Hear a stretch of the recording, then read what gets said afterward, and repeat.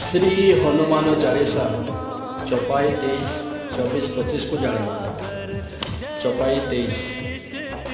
आपन तेज संहारे आपे तीनों लोक हंकति कापे। अर्थात आपण निज तेज को निजे संकुचित न कले से तेज को कहीं सहाय करें ना। आपणकर अमृत शक्ति को आपण ही धारण करने सक्षम अटंती। आपणकर हुंकार नादरे तीन लोक कंपित हो उठे। चौपाई 24। भूत पिशाच निकट नहीं भावे महावीर जब नाम सुनवाए। अर्थात आपणकर महावीर नाम को बारंबार जप कले निकट को भूत पिशाच आसीपारती नहीं। चौपाई 25। नासे रोग हरेश पीरा जगत निरंतर हनुमंत वीरा।